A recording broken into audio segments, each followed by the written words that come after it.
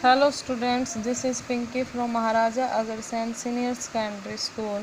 Today we are going to study music chapter 15 third part plus 2 class.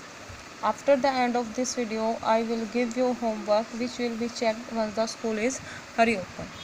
Dear students, I hope all you are safe and stay home and do your work properly and regularly. Students, अब तक हमने रागों का समय सिद्धांत में रेध, कोमल, गैनी, शुद्ध, रेध शुद्ध वाला पढ़ा। अब नेक्स्ट हम पढ़ेंगे एक जो स्वर हमारे राग में स्वर होता है मैं। तो मैं का क्या महत्व है हमारे रागों के समय सिद्धांत में। देखिए, मैं मध्यम, जो मैं स्वर होता है वो या तो तीव्र होगा या क्या होगा हमारा शुद्ध।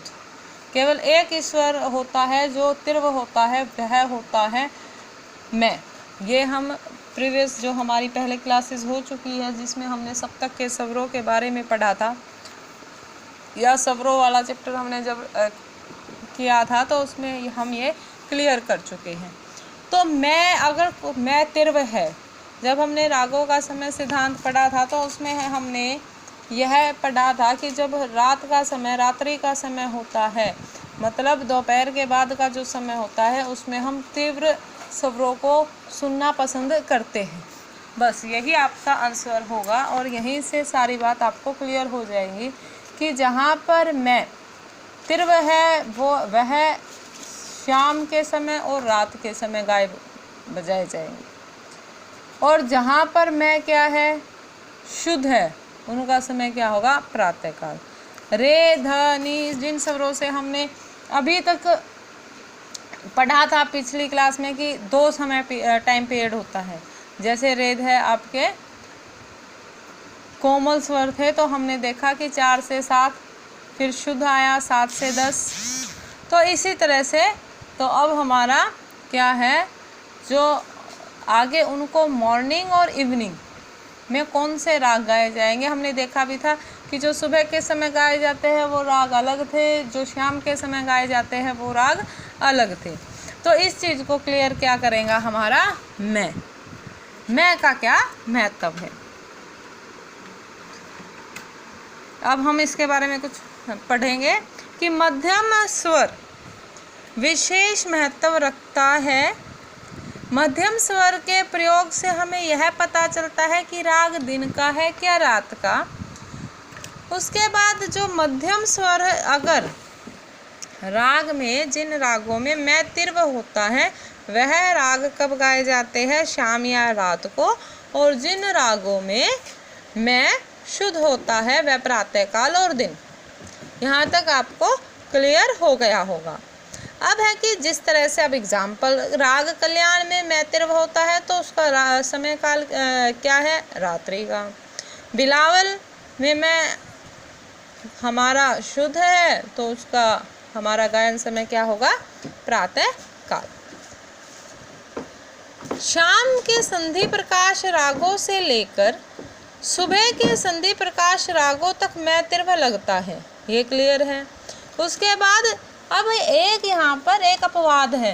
हिंदी में आपने देखा होगा जब हम ग्रामर के रूल्स लगाते हैं तो कुछ शब्दों में एक अपवाद आ जाता है कि नहीं, वो उस रूल के अगेंस्ट हो जाते हैं या उस रूल से अलग होते हैं। तो ऐसा ही इसमें एक एग्जाम्पल है। इसमें हम देखेंगे कि जो गैनी कोमल स्वर जहाँ पर है वहाँ पर ये रूल अप्लाई नहीं होगा।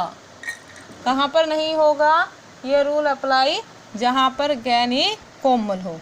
इसी प्रकार सुबह के कुछ रागों में मैं शुद्ध नहीं लगता, कुछ अपवाद है इसमें, उनको छोड़कर मैक्सिमम टाइम जो ये है हमारा मैं मध्यम वाला वो सही होता है, कुछ अपवादों को छोड़ के। अब ये तो था हमारा रागों का गायन समय। अब इसके बाद जो रागों के शास्त्रीय परिचय में हम दो चीज़ें पढ़ते हैं, एक पूर्वांगवादी राग और एक उत्तरांगवादी राग। ये रागों के अंग होते हैं।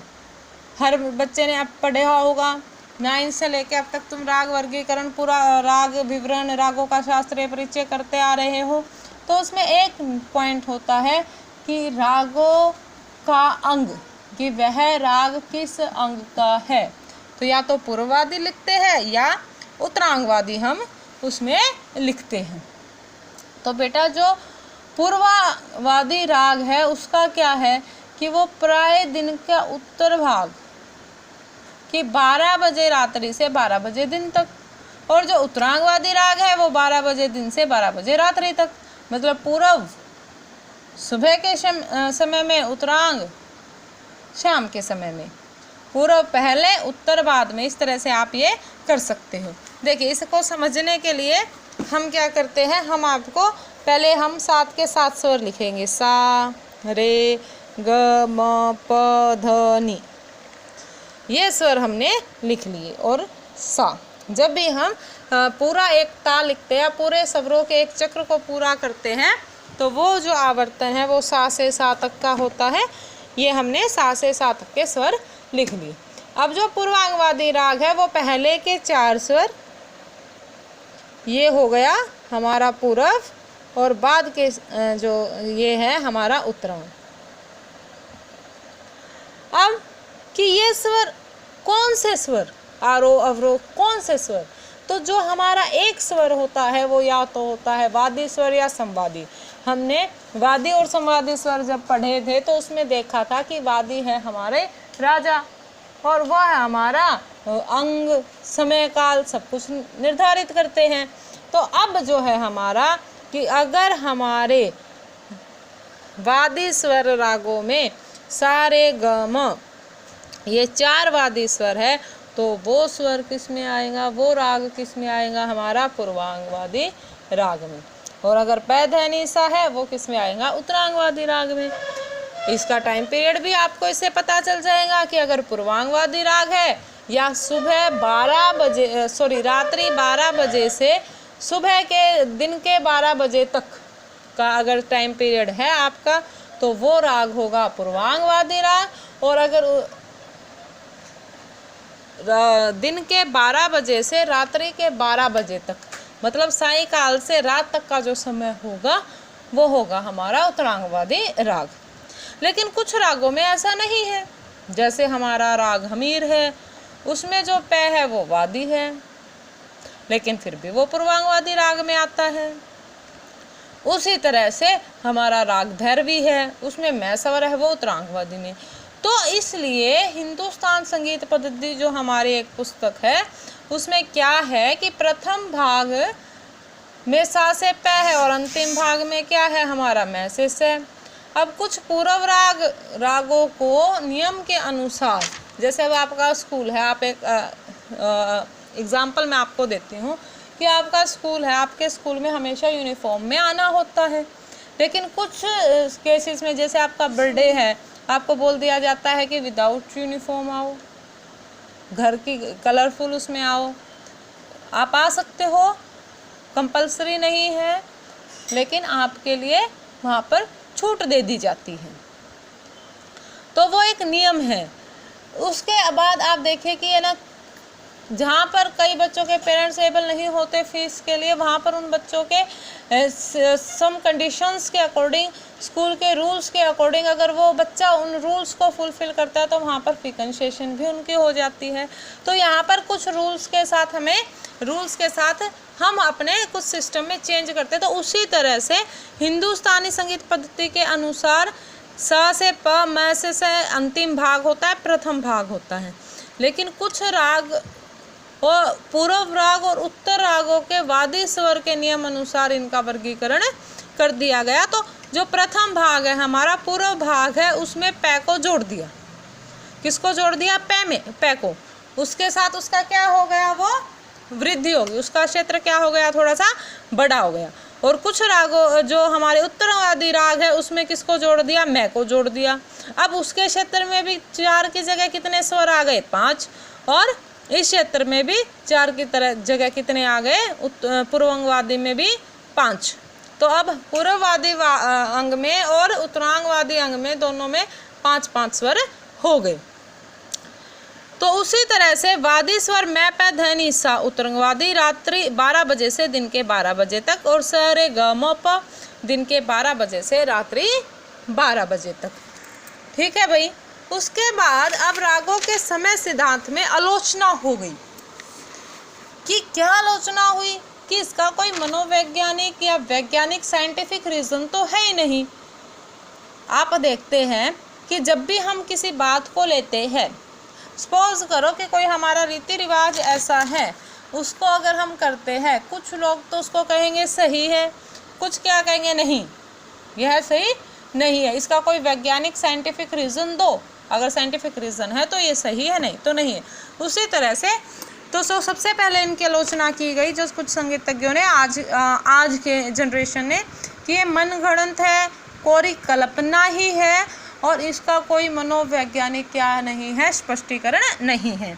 सेकंड, फिर क्या कहा गया कि कैसे ऐसा पॉसिबल है टाइम पीरियड के अकॉर्डिंग, जब हमारे पास सिर्फ लिमिटेड है, सिर्फ 12 ही स्वर हैं और उन्हीं 12 स्वरों को आगे पीछे कोमल स्वर थोड़ा बहुत हेर फेर करके हम उनसे विभिन्न रागों की उत्पत्ति करते हैं। जब उन रागों में हल्का हल्का डिफरेंस है तो वही चीज़ हमें टाइम पीरियड कैसे डिसाइड कर सकती है।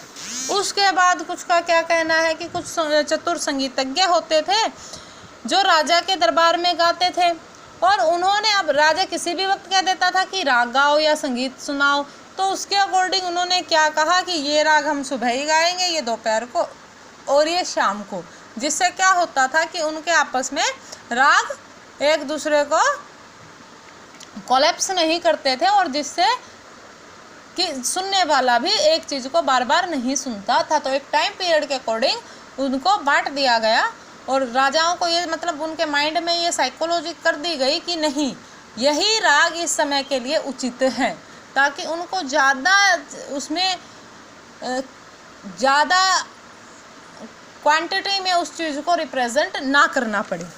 उसके बाद संगीत परिजात में लिखा गया है कि राग भोपाली का समय प्रातःकाल है, परंतु आजकल रात्रि का प्रथम पहर है। तो इस तरह से हम, अगर कोई भी संगीतज्ञ बिल्कुल कुशल है और अच्छे तरीके से इन रागों को गाया बजाया जाए तो समय उनका कोई भी किसी भी समय पर वह राग सुनने वाले को अपनी तरफ आकर्षित करेंगे। सेकेंडली, कि जिस तरह से, ठीक है कि यह हमारे माइंड की एक साइकोलॉजी है और अब हम इन समय सिद्धांतों के अकॉर्डिंग हम अपने आप को ढाल चुके हैं, तो चेंज करना तो इसको क्या है, मुश्किल है, चेंज नहीं हम कर सकते कि जैसे रीति हमारी चलती आ रही है हम उसी के ऊपर चलते हैं।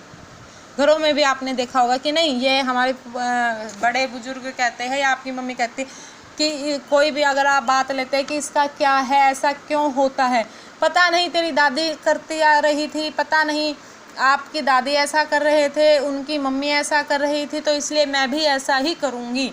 तो ऐसा मतलब हम करते आ रहे हैं, तो ये चेंज करना या हाँ, यहाँ पर इसमें यह है कि आलोचना के साथ साथ ये है कि हाँ, कुछ हद तक यह हो सकता है कि कोमल स्वरों वाले राग हमें सुबह ही सुने, क्योंकि सुबह हम कोमल स्वर सुनना पसंद करते हैं। इस तरह की कुछ धारणाओं से हम एग्री भी है, लेकिन अगर हम साइंटिफिक रीज़न देखें तो रागों के समय सिद्धांत का कोई पर्टिकुलर साइंटिफिक रीज़न यहाँ पर नहीं देखने को मिलता। तो इसलिए जो आज की हमारे संगीतज्ञ हैं उन्होंने इस चीज़ का क्या किया है, आलोचना की है। इसी के साथ आपका यह चैप्टर कंप्लीट है। तो आज के आपका होमवर्क रहेंगे, सबसे फर्स्ट है कि मैं स्वर का रागों के समय सिद्धांत में क्या महत्व है, वर्णन कीजिए। सेकंड क्वेश्चन है पूर्वांगवादी रागों का वर्णन कीजिए। थर्ड है उत्तरांगवादी रागों का वर्णन कीजिए। और फोर्थ क्वेश्चन रहेगा रागों के संक्षिप्त परिचय, रागों के समय सिद्धांत पर आलोचनात्मक टिप्पणी लिखिए। Thank you.